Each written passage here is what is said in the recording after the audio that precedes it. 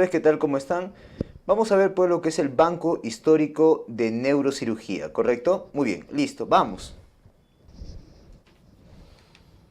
Muy bien, vamos entonces. Vértebras que poseen apófisis espinosa bífidas y un agujero en su apófisis transversa, ¿no? Acá es transversa, ¿ya? ¿Correcto? Apófisis transversa. Por cuál transcurre las arterias vertebrales. Ok, ¿cuáles son esas vértebras, doctor? Muy bien, nos apoyamos con la imagen. Listo. Recuerden, doctores, que la unidad anatómica de la columna vertebral vienen a ser las vértebras. ¿Estamos de acuerdo? Muy bien. Ahora, estas vértebras tienen partes en común, como por ejemplo lo que es el cuerpo, el pedículo, la apófisis transversa, las láminas y la apófisis espinosa. ¿Estamos de acuerdo? ¿Ok? Eso se comparte en todas las vértebras o en la mayoría de vértebras, ¿ok? Ahora, acá te he traído una vértebra cervical. ¿Por qué, doctor? Porque esta vértebra cervical tiene cosas especiales, ¿ya? ¿Ok? Tiene su cuerpo vertebral, como toda vértebra, o bueno, como la mayoría de vértebras. Esta estructura que estamos viendo por acá, ¿ok? Que viene a ser el pedículo, ¿correcto? Esta de acá que viene a ser la lámina. ¿Okay? Toda esta parte de acá que viene a ser la apófisis transversa, ¿correcto? ¿Ok? Y esta parte de acá que viene a ser la apófisis espinosa, ¿ok? Esas partes que te acabo de mencionar son partes comunes en muchas vértebras, pero acá la vértebra cervical tiene algo especial. ¿Cuál, doctor? Estos agujeros, este y este. Estos agujeros, doctores, son los llamados agujeros transversos. Agujeros transversos. ¿Por qué se le llama así? Porque están en la apófisis transversa, ¿correcto? Ya, esto es propio de las vértebras cervicales. Otra cosa que es propio de las vértebras cervicales, doctor, es su apófisis espinosa. Mira cómo termina, con dos cachitos, bicefálica, ¿correcto? Tiene una apófisis espinosa bicefálica. ¿Ok? Muy bien, eso es lo característico en ellas. Ahora, recuerda por este agujero transverso, ¿ok? Va a pasar las arterias vertebrales. ¿Ok? ¿Estamos de acuerdo? Muy bien, por lo tanto, ante la pregunta te dicen cuál doctor viene a ser, pues, esa vértebra que tiene una apófisis espinosa bífida, ¿ok? Y en su agujero transverso tiene, mejor dicho, en su apófisis transversa tiene un agujero transverso por donde pasan las arterias vertebrales, ok, esa viene a ser la vértebra cervical. Por lo tanto, la clave sería la letra C. Ahora, recuerda que las vértebras cervicales, ¿ok? Hay vértebras especiales, como por ejemplo la C1, también llamado atlas, ¿correcto? Es la que articula la C2 con el cráneo, ¿ok? La C2, también llamado axis, ¿ok? ¿Estamos de acuerdo? Y recuerda que este axis tiene algo especial, que no lo tiene otra vértebra, que viene a ser esto, la apófisis odontoide. La apófisis odontoide, o si quieres también le puedes decir de frente diente nada más, ¿ok? Y la otra especial es la C7, ¿ok? Esta C7, doctores, viene a ser una vértebra llamada prominente. Doctor, ¿por qué le llaman prominente? Porque su apófisis espinosa es muy larga, es aventajado, ¿correcto? Muy bien, listo. La clave sería letra C. Perfecto, la mayoría marcó correctamente. Letra C. Muy bien, doctores, recordemos lo que es columna vertebral, ¿no? La columna vertebral, doctores, tiene unidades anatómicas, que vienen a ser las vértebras, ¿ok? Muy bien, y estas vértebras yo las puedo clasificar en cervicales, dorsales, lumbares, como estamos viendo ahí. También sacrocoxis, ¿no? Pero vamos a recordar principalmente cervicales, dorsales y lumbares, ¿ok? Muy bien. Doctor, ¿qué características debo recordar de estas cervicales, dorsales y lumbares? Muy bien, miren, las cervicales, ya, tres características debes acordarte. Primero, que son las más pequeñas, ¿ok? Comparadas con lo que son las dorsales y las lumbares. Segundo dato, estas, a diferencia de otras, tienen una apófisis espinosa bicefálica o bífida, ¿correcto? Es decir, termina en dos cachitos, ¿ya? Tiene una apófisis espinosa bífida entonces, ¿correcto? Y tercer dato, doctores, es que tienen unos agujeros. Mira, acá hay uno y acá hay otro. Dos agujeros, uno a cada lado en la apófisis transversa. Eso se le llaman agujeros transversos.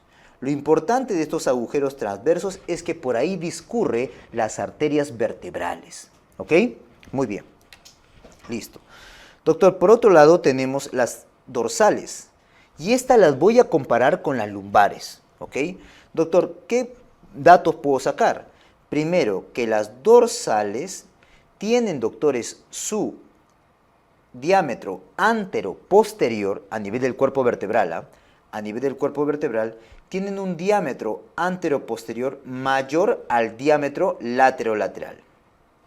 ¿Correcto? Segundo dato, doctor. Estoy comparándolo con la lumbar, por si acaso. Tiene carillas articulares, ¿ok? Tiene estas carillas articulares. ¿Para qué sirven dichas carillas articulares, doctor? Donde se van a articular las costillas. Entonces, sí tiene carillas articulares costales. ¿Ok? Y por último, su apófisis espinosa es más verticalizada. Tiene una apófisis espinosa más verticalizada. ¿Correcto? En cambio, las lumbares, doctores, tienen en su cuerpo vertebral un diámetro. En su cuerpo vertebral tienen un diámetro lateral mayor al diámetro anteroposterior. Y no tienen carillas articulares, obvio, ¿no? Costales.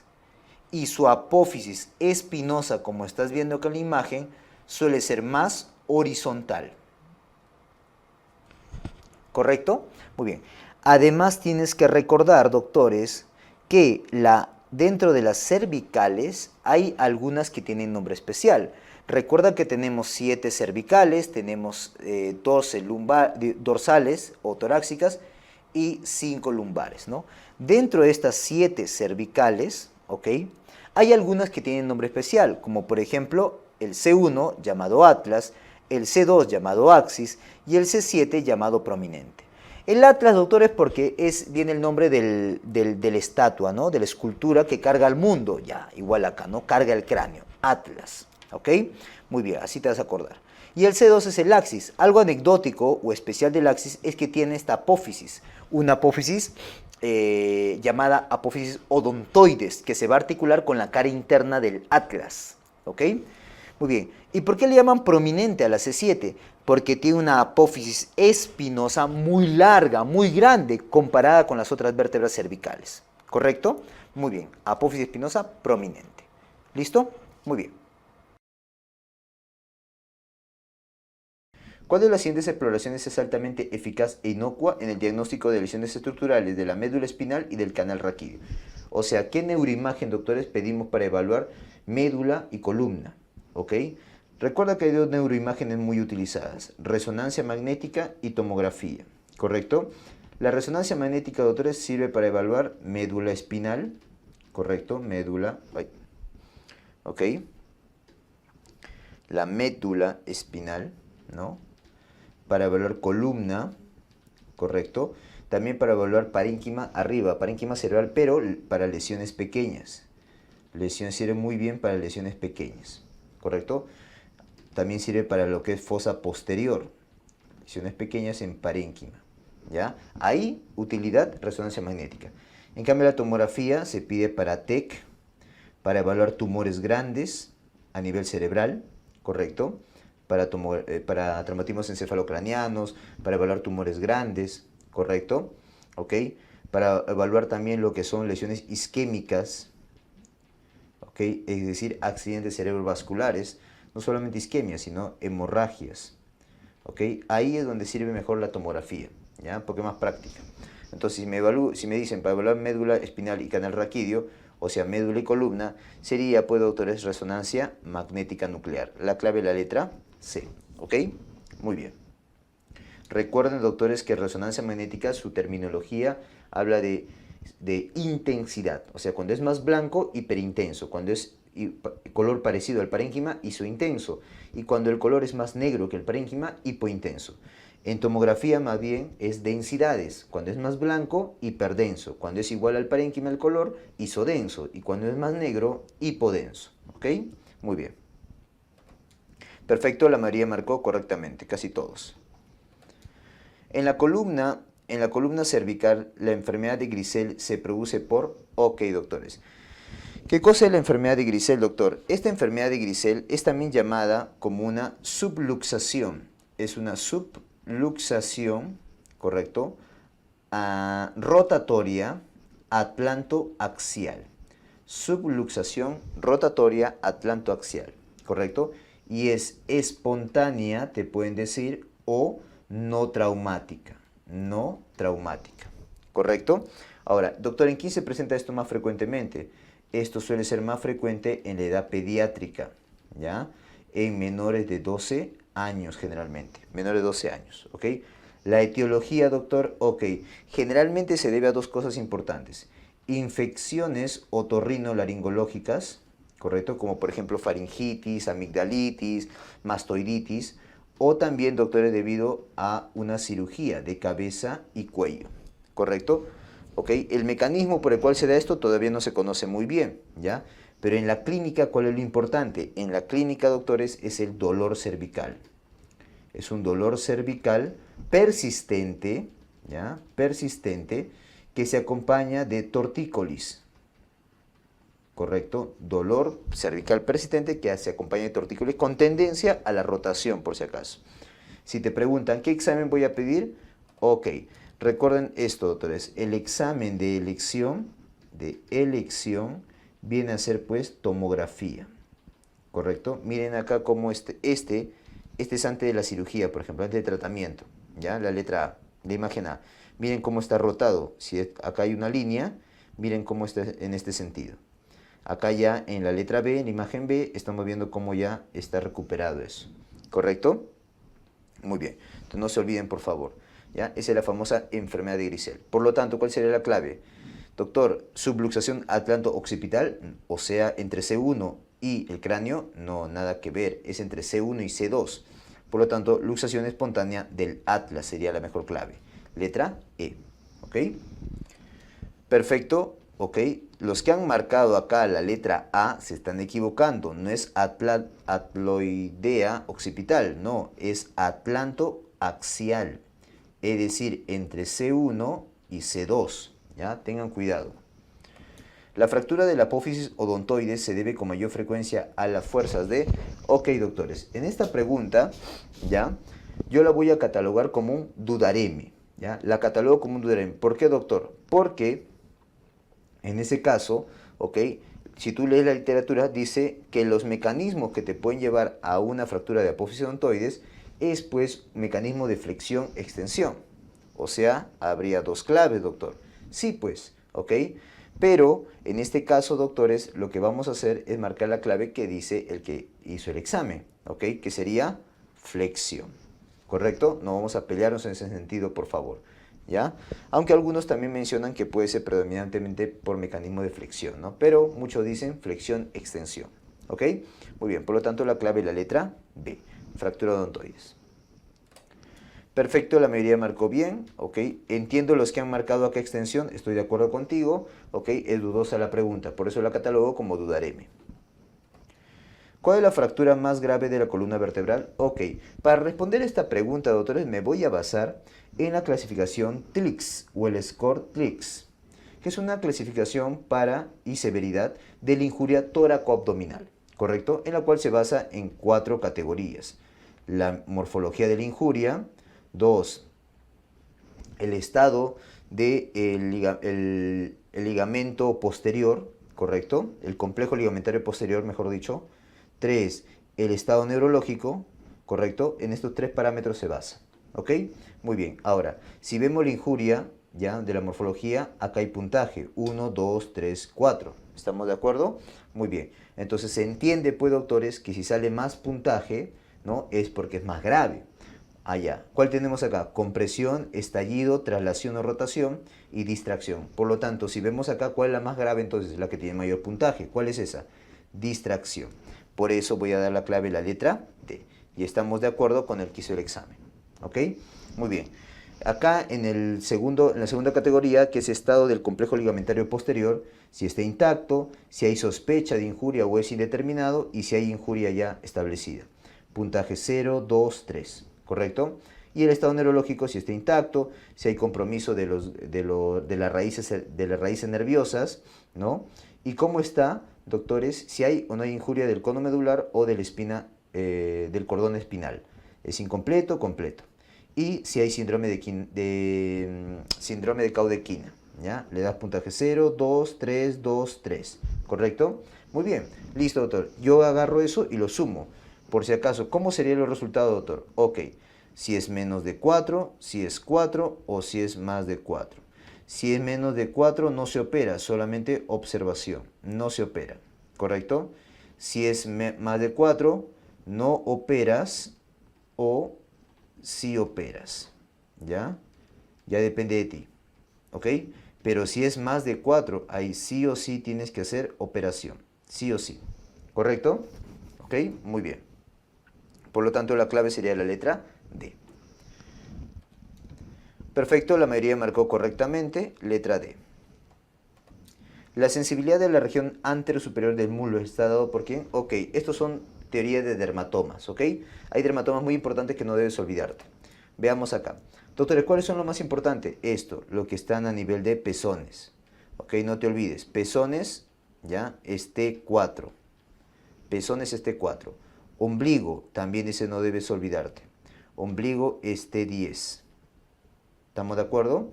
Muy bien, acá en la parte anterior también recuerda, la región inguinal, ok, mira, esta región inguinal. Este es L1, ¿ya? Y de ahí, la cara anterior del muslo lo divides en tercios. Tercio superior, tercio medio y el tercio inferior. El tercio superior, L2, el tercio medio, L3 y el tercio inferior, L4. ¿Correcto? Fácil. L1, L2, L3 y L4. Doctor, genitales, tampoco no debes olvidarte. Genitales S2, S3. Genitales S2, S3. Muy importantes, ¿ok? Muy bien. En la parte posterior, ¿cuáles son los más importantes? La región perianal, ¿correcto? La región perianal es S3, 4 y 5, ¿correcto? Doctor, y la cara posterior del miembro inferior, incluyendo el glúteo, o sea, toda esta zona de acá, mira, está comandado por S1 y S2. ¿Correcto? S1 y S2, ¿ya? Muy bien, no olvidarse. Por lo tanto, si me preguntan acá, doctor, la región anterosuperior del muslo, la anterosuperior es L2. Por lo tanto, la clave, la letra A. ¿Ok? La clave, la letra A. Muy bien, perfecto, todos han marcado correctamente. Neonato con tumoración a nivel lumbar sin contenido de líquido cefalorraquídeo. ¿Cuál es el diagnóstico más probable? Te dice. Ok, doctores, veamos. Te dice que es una tumoración a nivel lumbar, o sea, esta de acá, ok, pero que no tiene líquido cefalorraquídeo. Si no tiene líquido cefalorraquídeo, doctores, entonces no puede ser hemimielocele, ni mielomeningocele, ni siringomielоmeningocele. Por cierto, el hemimielocele, ¿ya? Viene a ser esto de acá, cuando tienes, en el desarrollo, se forma dos médulas, ¿ok? Separadas por un tejido fibroso, como estás viendo acá, mira, acá hay una médula y acá hay otra médula, ¿correcto? Separadas por un tejido fibroso. Eso se llama hemimielocele, ¿ya? Muy bien, que sería la de acá, la alternativa B. El mielomeningocele, obviamente, es esto de acá, este de acá, ¿no? Mielomeningocele. Y si tiene líquido cefalorraquídeo, ¿ya? Esta tiene, esta tiene. Muy bien, esta sería la imagen C. No sería, no sería. Doctor, siringomielоmeningocele. Ya, el siringomielоmeningocele es simplemente un mielomeningocele más un siringomielia. O sea, esto de acá. Esta sería la letra D. ¿Ya? Doctor, ¿pero qué es la siringomielia? Ya, la siringomielia es esto, es una dilatación quística del conducto ependimario, ¿ya? Dilatación quística del conducto ependimario. Muy bien, no sería tampoco porque tiene líquido cefalorraquídeo. Y mielocele, que sería de acá, ¿no? Tampoco, ¿correcto? Esta sería la letra E, ¿no? Tampoco sería porque tiene líquido cefalorraquídeo. Doctor, entonces, ¿cuál de ellos no tiene líquido cefalorraquídeo? El teratoma, ¿ok? El teratoma, doctores, es un tumor de células germinales. Tumor de células germinales, ¿correcto?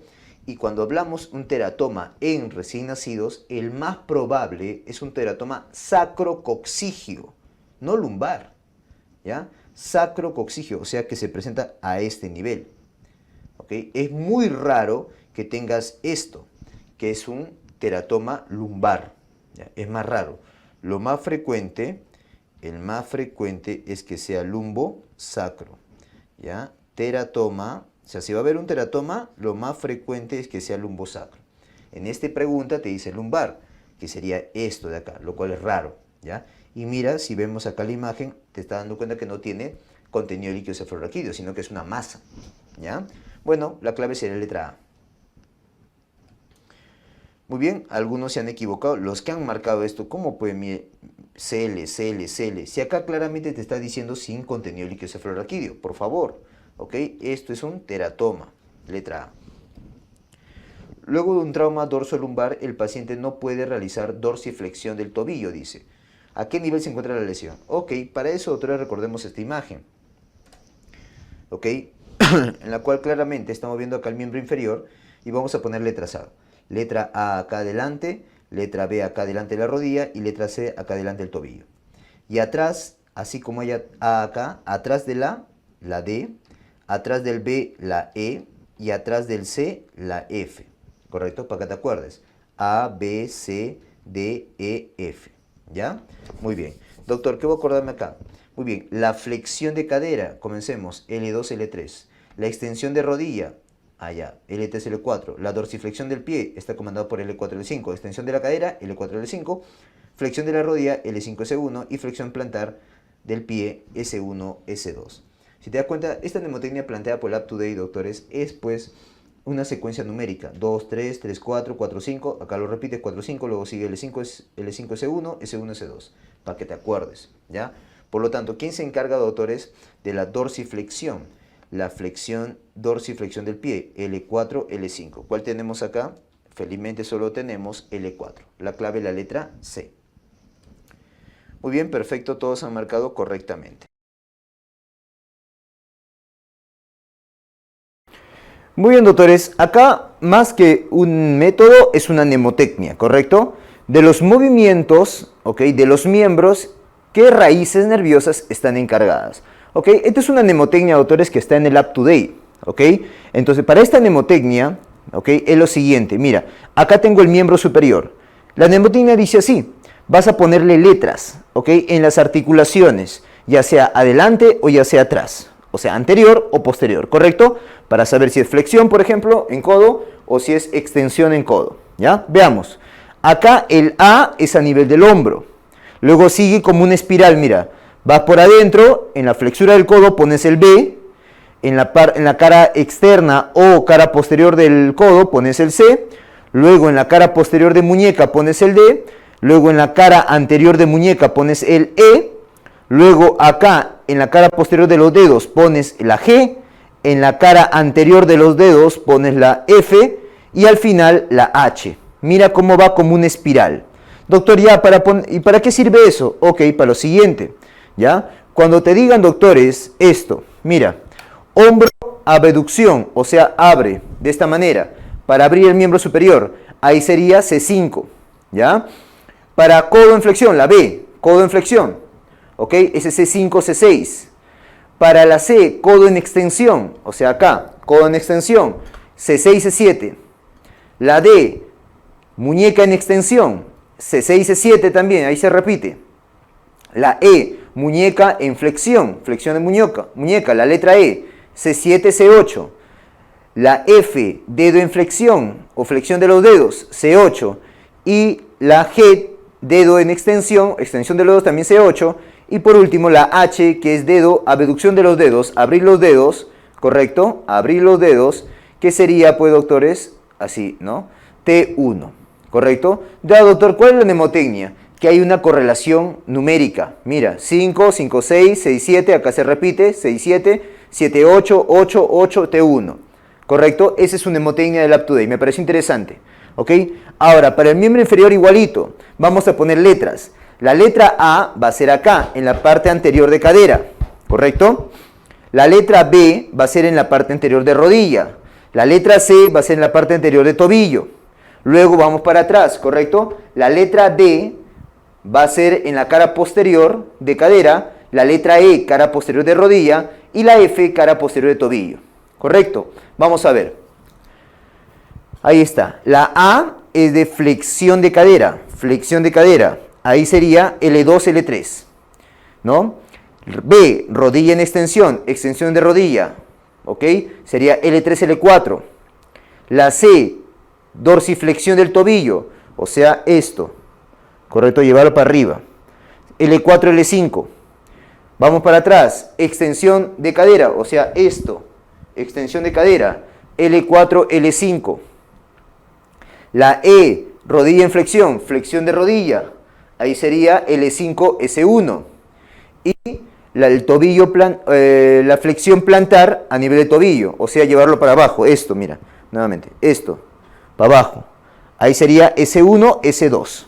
¿Correcto? Muy bien. Doctor, ¿cuál es la mnemotecnia acá? La correlación numérica. L2, L3, luego 3, 4, luego 4, 5. Acá se repite, 4, 5. Luego 5, S1 y luego S1, S2. Hay una correlación numérica. Es una manera de acordarte, me pareció interesante mencionártela. ¿Correcto? Una mnemotecnia del UpToDate. Muy bien.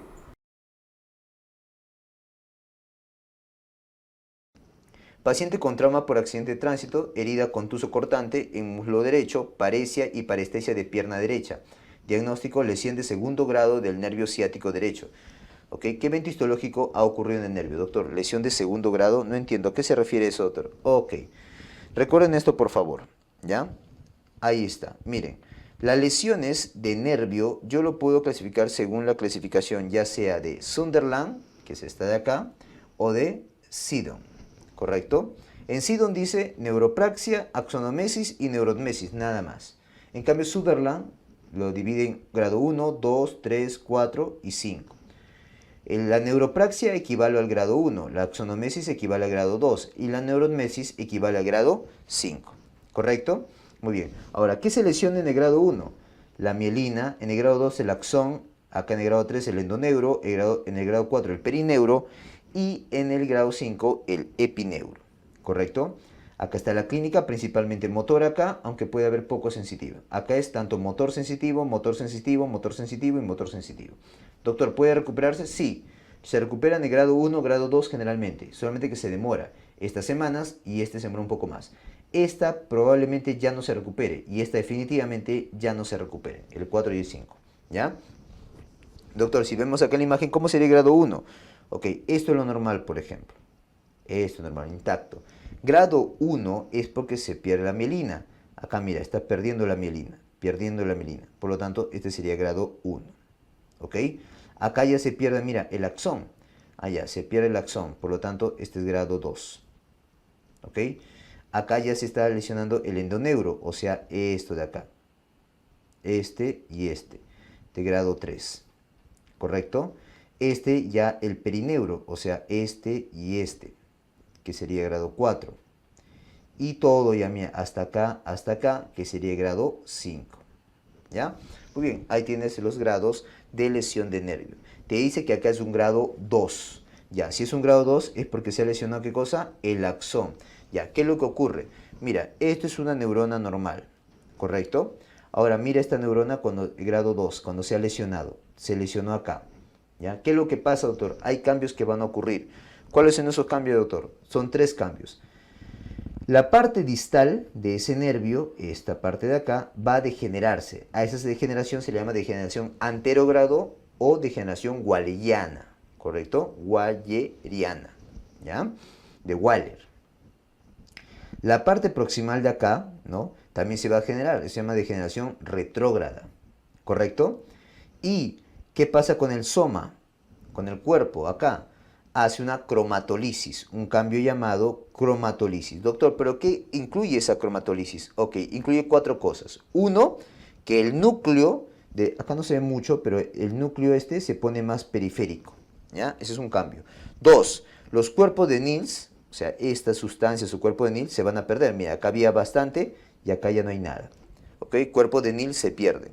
¿Qué más? Aumenta el número de mitocondrias. Y 3, el núcleo o soma se va a hinchar. Una tumefacción del soma. ¿Ya? Entonces son 4 cosas en la cromatolisis, que viene a ser edema o hinchazón, tumefacción del soma, aumento del número de mitocondrias, ¿qué más te dije? La degeneración de los cuerpos de Nils y que el núcleo se pone más excéntrico o periférico, ¿ya? Muy bien, por lo tanto, ¿qué es lo que ocurre? Acá la pregunta nos vamos a adaptar a las alternativas, ¿ya? Cromatolisis, ¿no? Sería cromatolisis, sería una degeneración retrógrada y degeneración anterógrada, también llamado degeneración walleriana. Por lo tanto, la mejor clave es la letra E. Perfecto, la mayoría marcó correctamente, letra E. ¿Ok? Si se produce un hematoma por desgarro de la arteria meningia media, se denomina, ok doctores, cuando hay un desgarro de la arteria meningia media, obviamente esto te va a llevar a un hematoma epidural. ¿Correcto? Recuerda que el sangrado se va a ubicar, doctores, encima de la dura madre y debajo del hueso. ¿Ok? No te olvides, doctores, que ¿dónde se ubica ese sangrado? En el espacio de Gerald-Marshall. ¿Ya? Espacio de Gerald-Marshall. Muy bien, por lo tanto te va a dar un hematoma epidural. Letra E.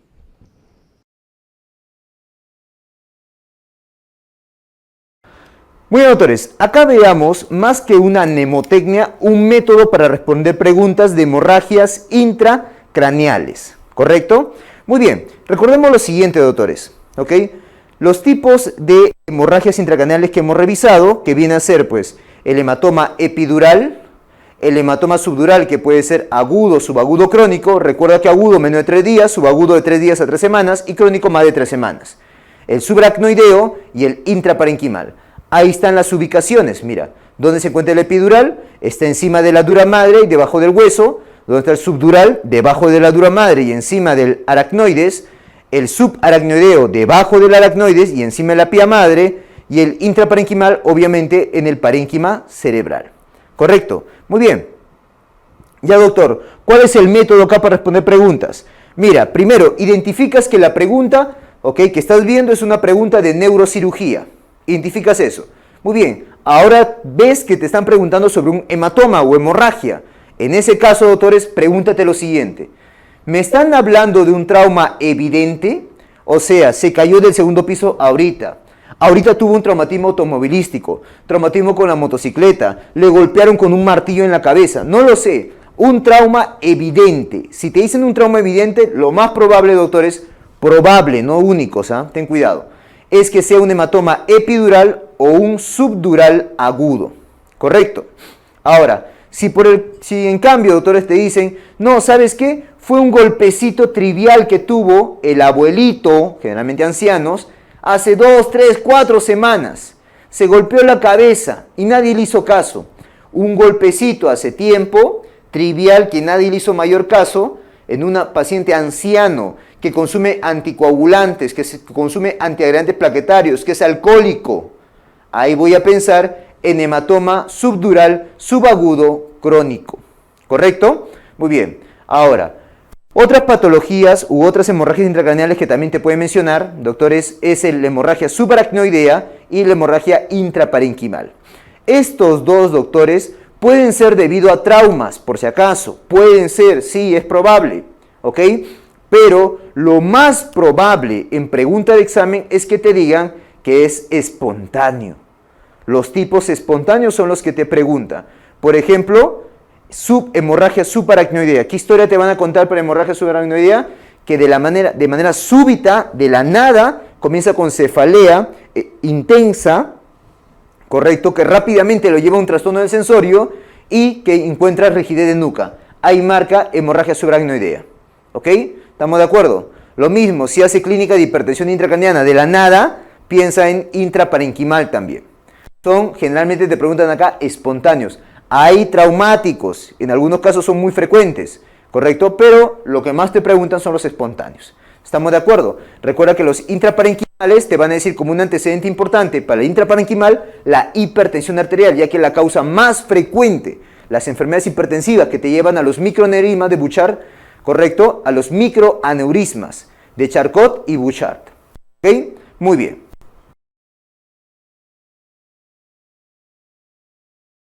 ¿Qué arteria se encuentra afectada en un hematoma epidural? Ok, el hematoma epidural, recuerda, doctores, que es una colección de sangre, ¿correcto? ¿Y esta sangre dónde se ubica? Ok, se ubica encima de la dura madre y debajo del hueso, ¿correcto? Ahora, ¿de qué origen tiene? Tiene origen arterial, la arteria meningia media y sus ramas generalmente. Dicho sangrado, no te olvides que se ubica en el espacio conocido como Gerald, el espacio de Gerald-Marshall, ¿correcto? Espacio de Gerald-Marshall, ¿ya? Muy bien, muy asociado, no te olvides que predispone esto, fractura, ya sea del hueso temporal o parietal. No te olvides, ¿ah? Fractura temporal o fractura parietal, ¿ya? No te olvides eso. Por lo tanto, doctores, arteria meningia, ¿dónde está? Aquí está, arteria meningia media, letra C. Perfecto, todos han marcado correctamente. La hemorragia epidural es consecuencia de una fractura de cráneo que provoca la rotura ¿de qué arteria? Cuando es una hemorragia epidural, de la arteria meningia media, ¿correcto? Por lo tanto sería una arteria meningia, la arteria meningia media, la más frecuente. Y ese sangrado que se va a desarrollar, pues se va a ubicar en el espacio de Gerald-Marshall, ¿correcto? De Gerald-Marshall. La clave sería la letra B. Perfecto, todos han marcado correctamente. ¿Qué arteria se afecta con mayor frecuencia en el hematoma epidural intracraneal traumático? Doctores, ese traumático que refiere, ¿no?, te va a llevar a una fractura del hueso temporal o si no parietal, ¿ya? Y eso va a hacer que se desgarre, que se lesione una arteria. Se lesiona la arteria meningia media o sus ramas, ¿ok? Dándote un sangrado, va a sangrar en el espacio de Gerald-Marshall para desarrollar un hematoma epidural, ¿correcto? Muy bien, por lo tanto, doctores, acá ¿qué sería?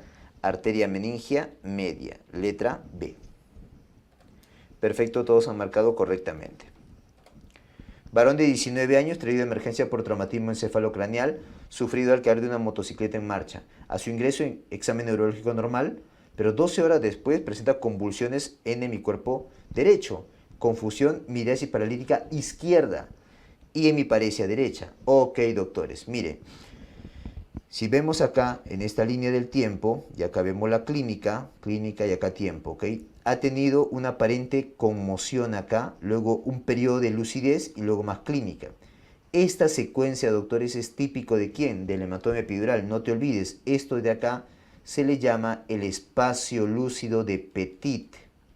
Espacio lúcido de Petit, ¿correcto? No te olvides, por favor, ¿ya? Espacio lúcido de Petit. Datito, ¿ah? Datito, ya voy a apuntarlo. Datito. Espacio lúcido de Petit, ¿correcto? Muy bien. Ahora, entonces estamos frente a un hematoma epidural. Ahora, recuerda, al decirte miriasis paralítica izquierda, recuerda que la miriasis es localizadora. Te está diciendo con esto que es un hematoma epidural, ¿no? Digo que es izquierdo, porque la miriasis es izquierda. Y además, al estar haciendo miriasis y compromiso del hemicuerpo contralateral, significa que tiene una herniación uncal, que dicho sea de paso es el tipo de herniación más frecuente, ¿correcto? Muy bien, entonces estamos ante un hematoma epidural, si quieres te luces, izquierdo, con herniación ya uncal, ¿ok?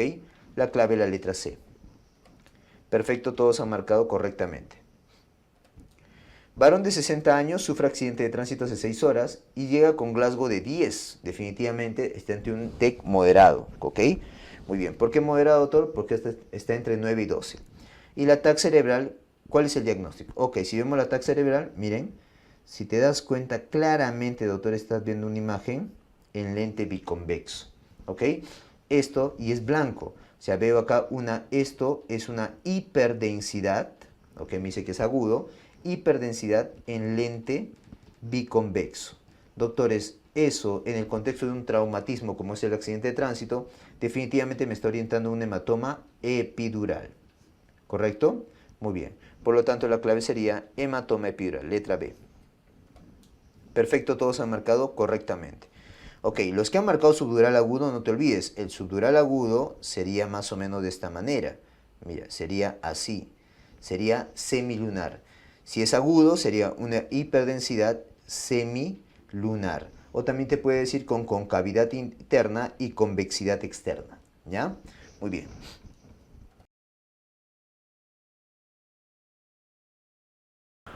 Bueno, doctores, acá veamos, más que una mnemotecnia, un método para recordar, pues, doctores, las hemorragias intracraneales, ¿correcto? 4 tomografías. Primero recuerda que la tomografía que debes pedir ante un TEC o ante una hemorragia intracraneal, debe ser una tomografía sin contraste. ¿Estamos de acuerdo? Primer dato. Segundo dato, doctores, recuerda que la nomenclatura, la terminología, mejor dicho, en tomografía, es densidad.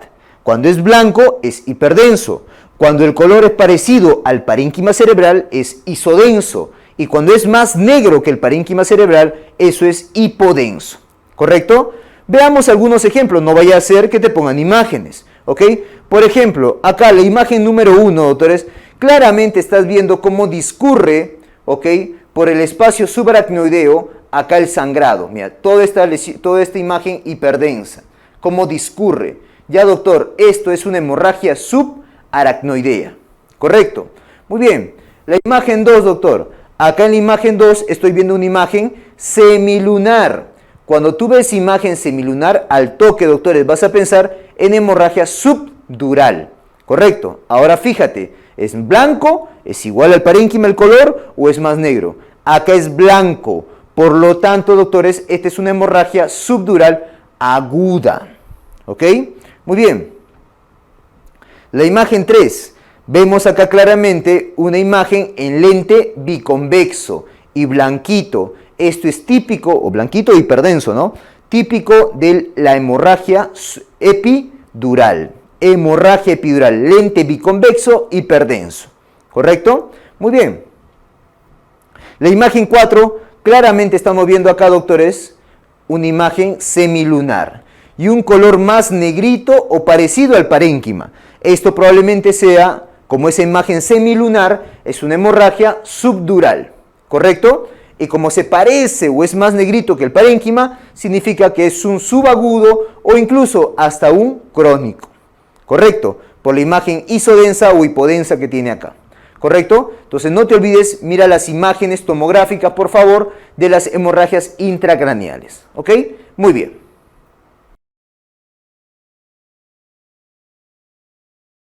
Paciente de 80 años que recibe golpe por una piedra en la cabeza, 6 horas después, mira, 6 horas después, presenta deterioro de la conciencia, vértigo, vómitos explosivos, inestabilidad en la marcha. En la observación presenta deterioro progresivo en el nivel de conciencia, miriasis paralítica derecha, no hay rigidez nuca, pero la radiografía de cráneo, fractura de hueso parietal.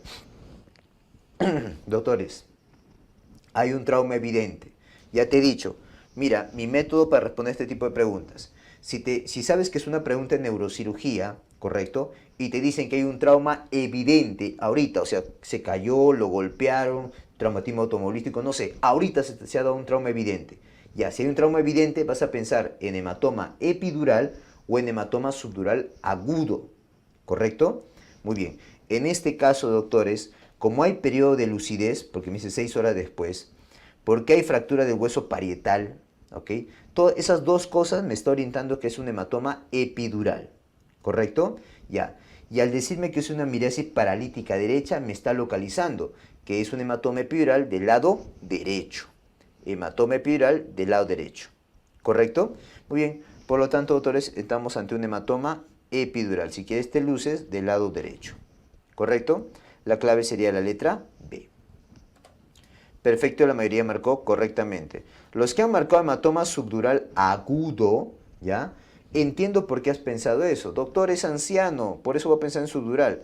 Sí, pero generalmente eso de los subdurales, ¿ya? Las hemorragias subdurales, ¿ok? Para pensar lo que es en anciano, generalmente te presenta para un subagudo a crónico, no para un agudo. O sea, puede darse, claro que sí, pero no te lo presentan así, ¿ok? Muy bien. Debe recibir tratamiento quirúrgico inmediato los hematomas epidurales. Ok, aquellos hematomas epidurales, doctores, en los cuales ya tenga una progresión clínica, sean muy grandes, ok, y que también sean de fosa posterior. Ok, ¿cuándo indica, doctor, un tratamiento para hematoma epidural? Cuando hay progresión clínica, no mejora el paciente, ¿no? Cuando hay una ubicación en fosa posterior, ¿correcto? Y el sangrado aumenta, ¿ya? ¿Estamos de acuerdo? En esos casos, o es muy grande también, en esos casos hay que operarlo, ¿ya? ¿Qué, doctor? ¿Hay hematomas epidurales que no se operan? Claro, cuando son muy pequeños, no se pueden, a veces se indica que no se opere, observación nada más. Muy bien, perfecto, la mayoría marcó correctamente, letra D. Paciente que sufre caída de altura pierde la conciencia por aproximadamente 1 minuto, recuperando el Glasgow a 15. Siguiente medida a realizar. Ok, doctores. Tuvo una caída, perdió la conciencia. Ok, hay un trauma evidente. Ha perdido la conciencia y luego la recuperó. O sea, si lo vemos en la línea del tiempo, ¿no? Más o menos ha tenido su conmoción y ahora está acá. O sea, luego seguramente va a hacer esto. Por lo tanto, yo no voy a permitir que esto lo haga en la casa. ¿Qué tengo que hacer? Lo mantengo en el hospital, en la emergencia, en observación. Por lo tanto, la clave sería la letra B. Perfecto, todos han marcado correctamente. Varón de 25 años sufre accidente de tránsito con trastorno de conciencia por 1 minuto, con herida contuso cortante en la región parieto-temporal izquierda, por lo que acude a emergencia. Luego 2 horas, nuevamente trastorno de conciencia. Ah, ya. Ha tenido, mira la secuencia por favor, ha tenido periodo de lucidez. Ha tenido esto. Después de un trauma evidente. Después de un trauma evidente, ¿correcto? Ha tenido en el tiempo, la clínica, una aparente conmoción, periodo de lucidez y ahora mayor clínica. Esto, doctores, es típico ¿de quién? De un hematoma epidural, ¿correcto? Muy bien, imagen hipodensa en la región parietal izquierda con desplazamiento de la masa encefálica y asimetría ventricular al lado izquierdo. Ok, así está tal cual la pregunta de Conareme, doctores, ¿ok? El que hizo el examen. Esta pregunta la voy a catalogar como dudareme. ¿Por qué la catalogo como dudareme? Porque está mal planteada. Acá debió haber dicho hiperdensidad. ¿Estamos de acuerdo? Muy bien. Bueno, estamos frente a un hematoma epidural. ¿Y cuál es el tratamiento del hematoma epidural, doctores? El tratamiento viene a ser craneotomía más drenaje más ligadura. Por lo tanto, observación y tomografía, no puedes, tienes que operarlo. Craneotomía descompresiva. Letra B. Craneotomía descompresiva. Perfecto, todos han marcado correctamente. ¿Ok? Manitol, doctores, lo podría dar. A ver, ten cuidado. El manitol, como solamente manejo de manitol, no. Al contrario, esto te puede llevar a aumento del sangrado. ¿Cómo así, doctor? Ok, recuerda que acá está el parénquima. Oh, discúlpame, acá está la calota y acá está el cerebro, ¿correcto? Y acá está el sangrado, ¿ya? El cerebro está acá. Ok, ahora, si tú le das solamente manitol y no le vas a operar, ¿ok? ¿Qué es lo que va a pasar? Este parénquima que está edematizado, ¿ya? Va a ocurrir lo siguiente, mira, ¿ok? Se va a achicar. Y al achicarse, ¿no? Este parénquima, ¿qué va a pasar con el sangrado? De lo que estaba acá, va a aumentar. Aumenta, ¿ya? Porque lo estás deshinchando, por decirlo así, bajando el volumen a ese parénquima y le estás permitiendo que se expanda ese hematoma epidural. Por eso darle solamente manitol, no. Tú darías el manitol si sabes que ahorita lo vas a operar, ¿correcto? ¿Ok? Muy bien, por eso ten cuidado, por favor. Varón de 50 años hace 3 meses sufrió un TEC moderado. Ok, ¿por qué digo que esté moderado? Porque tiene un Glasgow de 9 a 12. Fue evaluado y dado de alta sin sintomáticos, ¿correcto?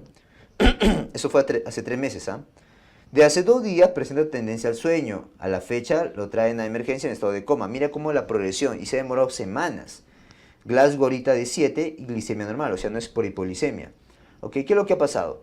Paciente añoso que ha tenido un golpecito hace semanas y ahora viene con una clínica progresiva. Esa secuencia, doctores, es típico ¿de quién? De un hematoma subdural. Y en este caso, como dura más de 3 semanas, sería crónico. Recuerda, doctores, que subagudo, ¿no? Es de 3 días a 3 semanas. Y crónico, más de 3 semanas. Obviamente acá sería crónico porque tiene 3 meses. La clave sería la letra B. Perfecto, todos han marcado correctamente. Los hematomas intracerebrales espontáneos primarios se deben ¿a qué? Ok. Doctores, los hematomas intraparenquimales o intracerebrales, ¿ya? Pueden ser debido a traumas, ¿ok? O puede ser debido a problemas espontáneos, o sea, no traumáticos. De estos espontáneos, la etiología o la causa número 1 más frecuente son enfermedades hipertensivas. Esto es lo más frecuente. ¿Por qué, doctor? Porque la enfermedad hipertensiva lo que hace es generar microaneurismas, donde en la circulación de la arteria cerebral media, ¿correcto? En sus ramas penetrantes, acá es donde genera microaneurismas. ¿Cómo se llaman esos microaneurismas? ¿Te acuerdas? Los de Bouchard y los de Charcot, ¿no? Charcot y Bouchard. ¿Correcto? Muy bien. Pero si te dicen, doctores, ¿sabes qué? Es un anciano. Ah, ya. En anciano, la etiología, ahí que yo pensaría, es angiopatía amiloide. ¿Correcto? Y si me dicen, no, doctor, ¿sabe qué? Es un joven. Ahí pensaré de repente en aneurisma, que estoy hablando, en malformación arteriovenosa. ¿Correcto? ¿Estamos de acuerdo? Muy bien. Entonces acá como me dicen espontáneos, voy a pensar esto, la causa principal es enfermedades hipertensivas. Letra E. Muy bien, la mayoría marcó correctamente. Los que han marcado aneurisma, aneurisma, doctores, generalmente es para hemorragia subaracnoidea. ¿Ya? Por favor. Malformación arteriovenosa está bien, pero esto sí sería en jóvenes. En general son las enfermedades hipertensivas. Letra E. ¿Cuál es la localización neuroanatómica más frecuente de la hemorragia cerebral por hipertensión arterial? Ok, doctores. Cuando se da una hemorragia intraparenquimal, le voy a decir yo, intraparenquimal, ok, la etiología, recuerda que la etiología más frecuente viene a ser causas hipertensivas. El número 1, hipertensión arterial, que te va a llevar a la formación de microaneurisma de Bouchard y de Charcot. Correcto. Ahora, doctor, pero ¿cuál es, si hablamos del lugar más frecuente? Según el estudio más grande del UpToDate, primero es putamen. Segundo lugar, doctores, es cápsula interna. Tercer lugar viene a ser el tálamo, a nivel del tálamo. Y cuarto lugar, cápsula externa. Son los lugares más frecuentes. Por lo tanto, acá sería putamen. Letra A. Perfecto, la mayoría marcó correctamente, ¿ya? Putamen primer puesto, el que marcó cápsula interna es el segundo puesto más bien.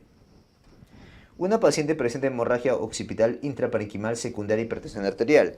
¿Cuál es la localización más frecuente? Ok, lo mismo, ¿no? La hemorragia intraparenquimal, doctores, ok, más frecuentes, o sea, me refiero a lugares, ¿cuáles serían?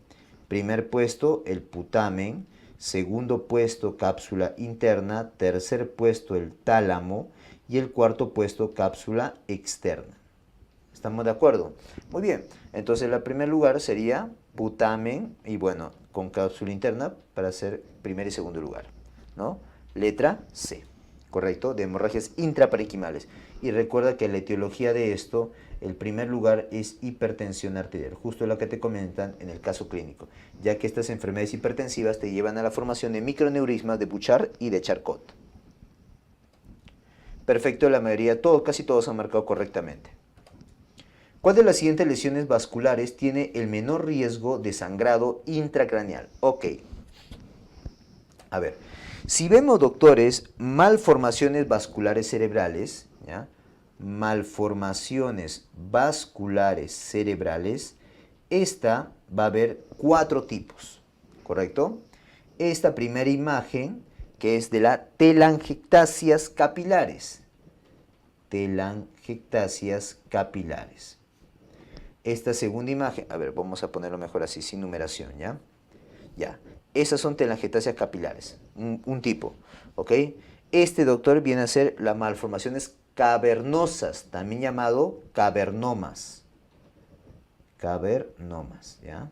Se le llama cavernomas o malformaciones cavernosas, ¿ok? El otro, doctor, malformaciones arteriovenosas. Y el otro, los angiomas venosos. ¿Correcto? Mira, ahí está una malformación arteriovenosa, un cavernoma, telangiectasias, ¿ok? Y angiomas venosos. Ahora, pero si decimos cuál es el más frecuente, primer lugar, doctores, el más frecuente es angioma venoso. Segundo lugar son las malformaciones arteriovenosas. Tercer lugar son las telangiectasias capilares y cuarto lugar son los cavernomas. ¿Correcto? Muy bien. Ahora, de estos, los angiomas venosos son los más frecuentes y además son los más asintomáticos. ¿Correcto? ¿Estamos de acuerdo? O sea, son los que menos probabilidad de sangrado van a tener. Por lo tanto, si me preguntan, ¿cuáles de las lesiones vasculares tienen menor riesgo de sangrado intracraneal? Los angiomas venosos. Son los más frecuentes y los que tienen menos riesgo de sangrado. ¿Ya? No te olvides, ¿ok? Muy bien. Perfecto, la mayoría marcó correctamente. Letra E. La causa más común de hemorragia subaracnoidea espontánea, ¿cuál es, doctor? Ok, si hablamos de hemorragia subaracnoidea, puede ser de causa traumática, ¿correcto? O puede ser de causa espontánea. Generalmente la que te van a preguntar son causas espontáneas. ¿Estamos de acuerdo? Muy bien. Recordar que como es subaracnoideo, significa que el sangrado está entre el aracnoides. Bueno, voy a poner primero acá. Abajo, ¿quién está? Abajo está la pía madre, ¿no? Entonces sería abajo la pía madre y arriba el aracnoides. ¿Correcto? Esa es la ubicación del subaracnoideo. Ahora, ¿cuál es la etiología, doctor? Si hablamos de las espontáneas, la causa más frecuente sería aneurismas. ¿Correcto? Si no hay aneurismas en la clave, marcas malformación arteriovenosa también. ¿Ya? ¿Estamos de acuerdo? Ahora, ¿en qué arteria suele presentarse? En la circulación anterior cerebral. ¿Dónde? En la comunicante anterior. Estos aneurismas, su ubicación más frecuente suele ser la comunicante anterior, por si acaso. ¿Ya? ¿Estamos de acuerdo? Muy bien. Ahora, ¿cómo viene clínicamente la hemorragia subaracnoidea? No te olvides, inicio súbito de cefalea intensa que rápidamente lleva a un trastorno del sensorio y que al examen hay rigidez nuca. Esa secuencia no te olvides, ¿ah? De manera súbita, en la clínica, de manera súbita, va a tener una cefalea intensa que rápidamente, y autores, lleva a un trastorno del sensorio y que al examen tiene rigidez de nuca. No te olvides esta secuencia, por favor. ¿Ya? Bueno, ¿cuál es la causa más común de hemorragia subaracnoidea espontánea? Aneurismas. La clave, ¿cuál sería? Aneurisma cerebral. Si no hubiera habido aneurisma, yo marcaba malformación arteriovenosa. ¿Ya? Perfecto, la mayoría marcó correctamente. Letra E. La causa más frecuente de hemorragia subaracnoidea, doctores, la hemorragia subaracnoidea es una hemorragia que se ubica, ¿no? Recuerda, debajo del aracnoides y encima de la pía madre. ¿Correcto? Encima de la pía madre. ¿Ya? La etiología son los aneurismas en primer lugar, ¿correcto? Aunque si no hay clave aneurisma, marcas malformación arteriovenosa. ¿Correcto? Marca malformación arteriovenosa. Recuerda que la ubicación más frecuente de los aneurismas es la comunicante anterior, ¿ya? Primer lugar. Y la clínica, no te olvides la secuencia de la hemorragia subaracnoidea. De manera súbita, comienza con una cefalea intensa, ¿no? Que rápidamente lo lleva a un trastorno del sensorio y que al examen yo encuentro una rigidez de nuca. ¿Correcto? No te olvides esa secuencia. Muy bien, por lo tanto sería ruptura de un aneurisma cerebral. Letra B. Perfecto, la mayoría marcó correctamente. Si no hubiera habido la letra B, yo marcaba la letra A. ¿Ya? Ten cuidado. ¿Cuál de las siguientes alternativas es la causa más frecuente de hemorragia subaracnoidea, doctores? Ok, doctores, la hemorragia subaracnoidea es aquel sangrado que se va a ubicar encima de la pía madre y debajo del aracnoides, ¿correcto? Esta se debe por ruptura de un aneurisma. Aneurisma es su causa más frecuente. Si no hay en la clave aneurisma, marcas malformación arteriovenosa. No te olvides en la clínica, la secuencia clínica. De manera súbita, hace una cefalea intensa que rápidamente te lleva a un trastorno del sensorio y que al examen hay rigidez de nuca. No te olvides eso, por favor. ¿Ok? Muy bien. Entonces, ¿cuál de las siguientes alternativas es la causa más frecuente? Sería aneurisma cerebral. ¿Correcto? Letra C. ¿Cuál de las siguientes alternativas es la causa más frecuente de hemorragia subaracnoidea? Perfecto, la mayoría marcó correctamente. ¿En cuál de las siguientes arterias se localiza con mayor frecuencia el aneurisma cerebral? Ok, veamos esta imagen. Doctores, si te preguntan, ¿en qué circulación anterior o posterior cerebral se ubican más frecuentemente los aneurismas? Responde, circulación anterior cerebral. Anterior cerebral. Y de esas circulaciones anterior cerebral, ¿cuál es lo más frecuente? La intersección, esto de acá, entre la comunicante anterior, ¿correcto? Y la arteria cerebral anterior. Ahí se ubica en primer lugar. De ahí, ¿quién vienen otras? Acá, la bifurcación de la arteria cerebral media o la unión de la arteria comunicante posterior con la arteria carótida interna. Acá, a este nivel. Y más raro, atrás, que es acá, entre la arteria basilar y la arteria cerebral posterior. Entonces no te olvides, si te preguntan en qué circulación, anterior o posterior, más frecuentemente cerebral, se ubica, pues, doctor, los aneurismas, en circulación anterior. Ahora, de ellas, ¿dónde más frecuentemente? El primer lugar es este, entre el cruce de la arteria comunicante anterior con el cruce de la arteria cerebral anterior, o sea, a este nivel, ¿ok? De ahí otros, el cruce o la bifurcación de la arteria cerebral media o el cruce de la arteria carótida interna con la comunicante posterior. Y más raro, el cruce de la arteria cerebral posterior con la arteria basilar, ¿ya? Por lo tanto, acá sería arteria cerebral anterior, cruce con la arteria comunicante anterior. ¿Cuál tenemos acá? Sería comunicante anterior. Si te piden marcar una de ellas, te sugiero marcar comunicante anterior, por favor, ¿ya? Comunicante anterior. Letra B. Perfecto, la mayoría marcó correctamente. Letra B. Mujer de 62 años, mientras realizaba labores hogareñas, presenta en forma súbita, mira, realizaba labores hogareñas, forma súbita, una cefalea muy intensa, acompañada de vómitos y luego pérdida de la conciencia. Doctores, esta secuencia clínica, mira, de manera súbita, inicia con cefalea intensa, que rápidamente lleva a un trastorno del sensorio y que al examen físico puedes encontrar una rigidez de nuca. Esta secuencia es de hemorragia subaracnoidea. La causa más frecuente es ruptura de un aneurisma, no te olvides. Por lo tanto, la clave sería hemorragia subaracnoidea. Mira, y acá te dice rigidez de nuca todavía. ¿Ok?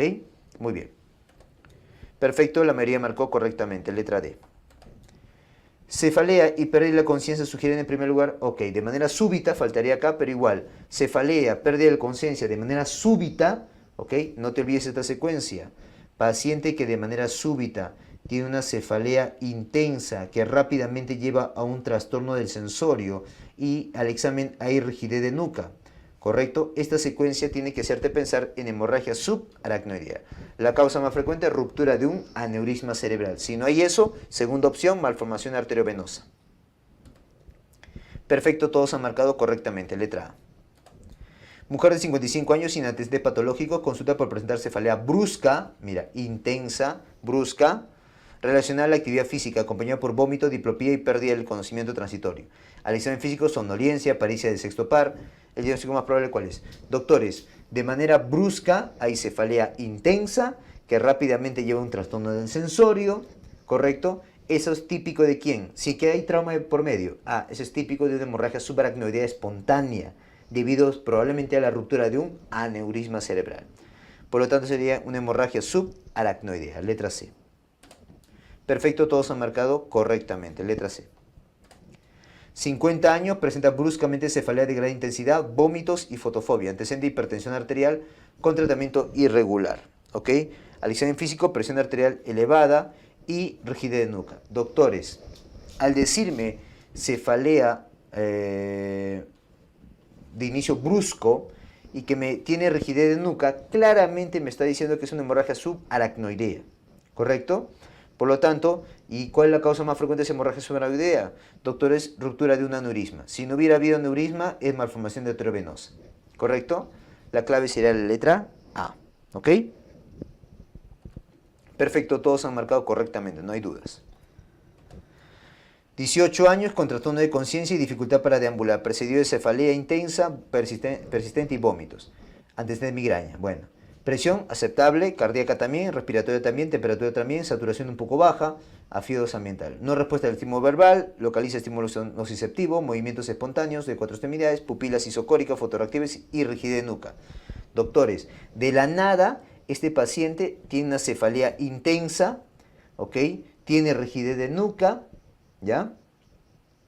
¿Correcto? Y no respuesta al estímulo verbal, o sea, tiene trastorno sensorio.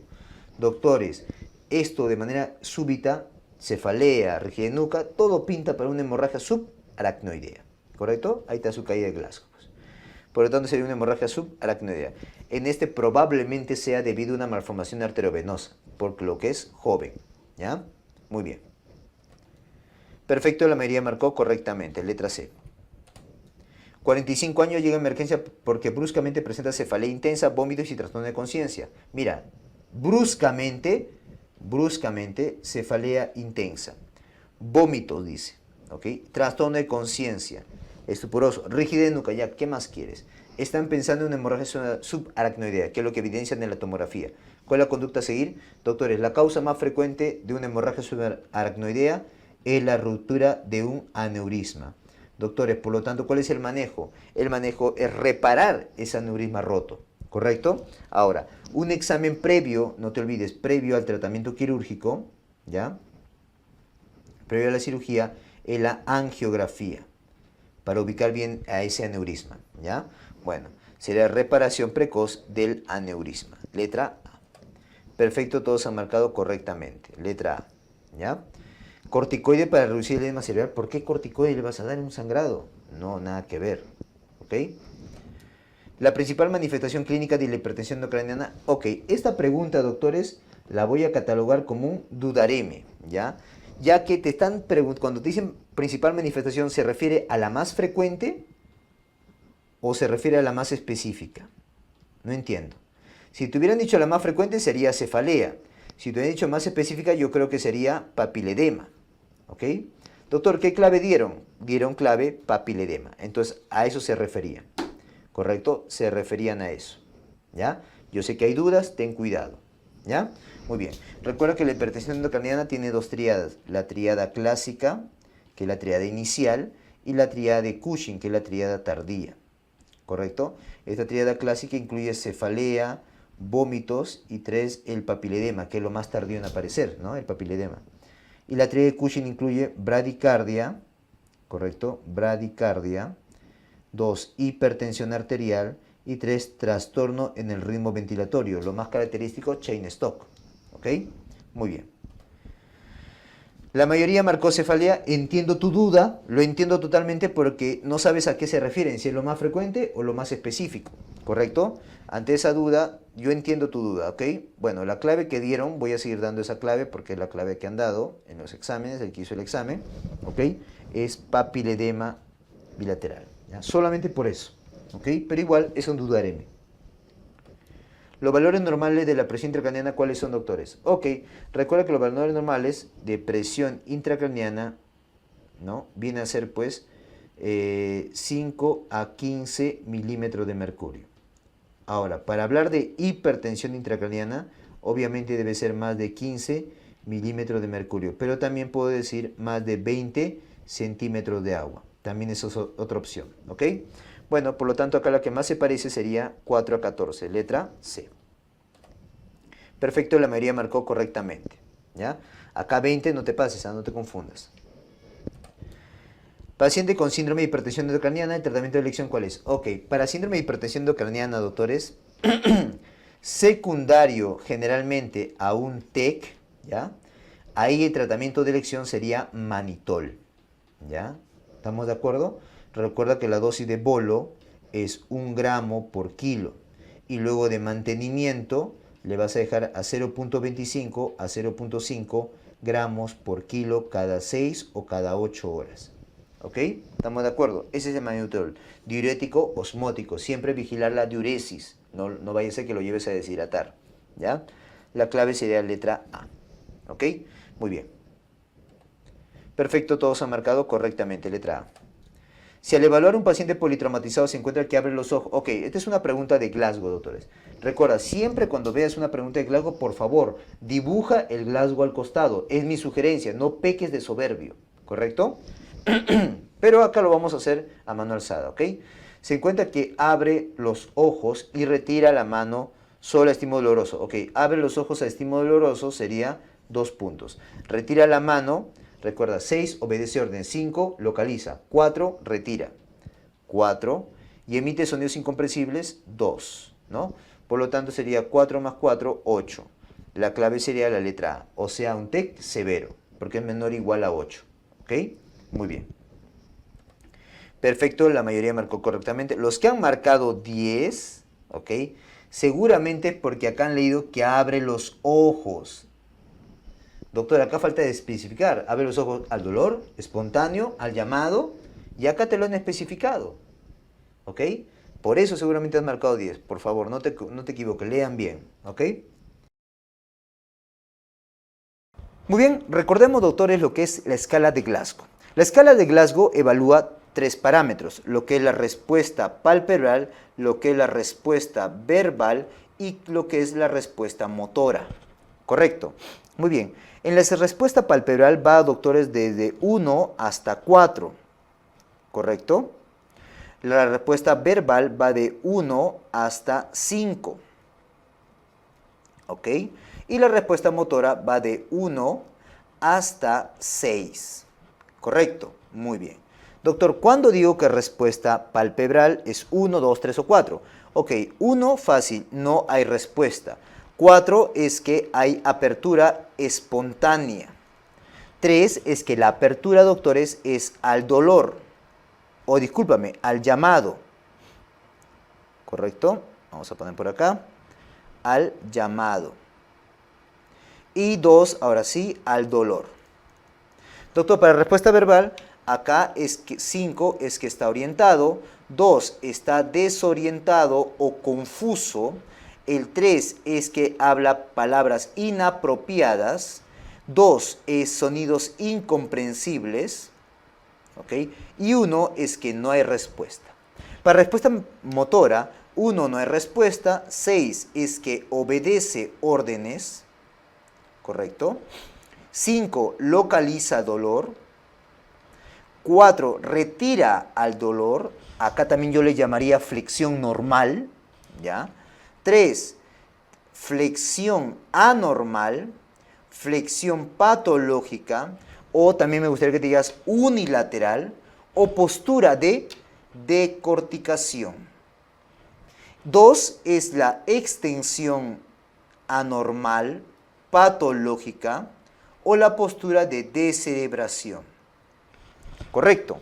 Muy bien. Yo calculo cada uno de ellos y saco un resultado. ¿Cuándo digo que es leve, doctor? Cuando sale puntaje de 13 a 15. Moderado de 9 a 12. Y severo menor o igual a 8.